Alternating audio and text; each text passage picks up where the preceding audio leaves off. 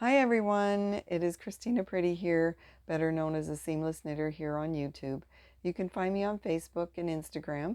You can find all of my seamless pattern designs on Ravelry and on my website, ptboyarnshop.com. I also have a Ko-Fi account if you'd like to support me and my channel financially. All this information is linked in the description box below this video. In today's tutorial, I'll be demonstrating how I do the seamless jogless join. So let's get started. Okay, so here I have my fabric for demonstration.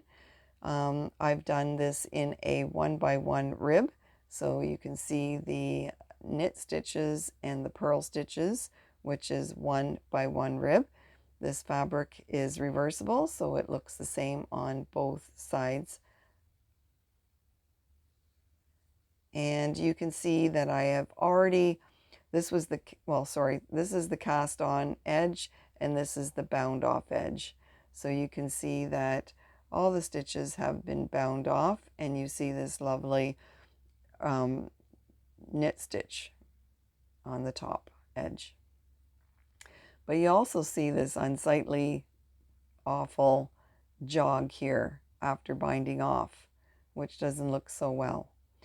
So what I'm going to show you how to do today is how to bring this jog that you see that's higher than this part here. This was our first stitch we bound off, which is lower. This is the last stitch we bound off, which is higher. Because knitting is knit in a spiral around and around and around, there's no ending to it as it continues. So we need to be able to do something with this to bring it down to this level so it looks really nice when you're doing cuffs or whatever you're knitting. So as you can see, after I bound off, I cut my thread and drew it through the last stitch here that was on the needle. So the working yarn, it was coming up through the center of that stitch. And you can see that all the stitches are roughly the same size all the way around. So we're going to use a tapestry needle here, and we're going to thread the tail end, which was the working end, through the tapestry needle like so. And we're going to look at our work here. So this here was the very first knit stitch we bound off, and this here is the very last stitch that we bound off.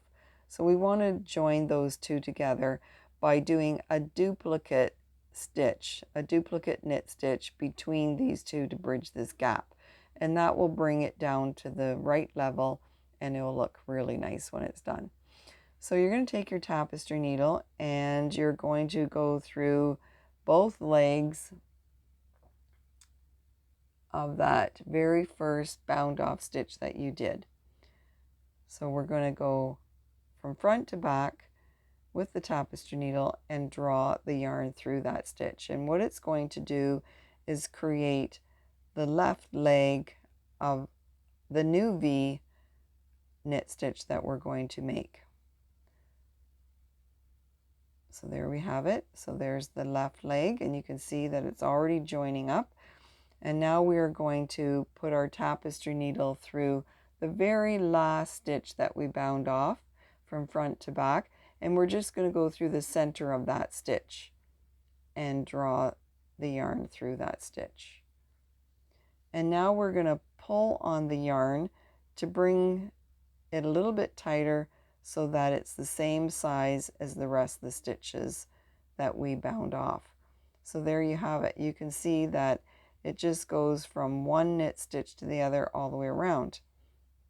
And when you look at your work here, you can see that we have the same level all the way across our work. It is now taken that jog away and have bound it off nice and neat. Okay, so now you can see that it's smooth all the way around. And you can't tell where the beginning or end is. So there you have it. If you found this tutorial helpful, please save it to watch later, share it with your friends, give it a thumbs up, subscribe to my channel, hit the bell to be notified of my next video or tutorial release. If you have any questions or suggestions, please leave them in the comments below this video and I'll be happy to answer them.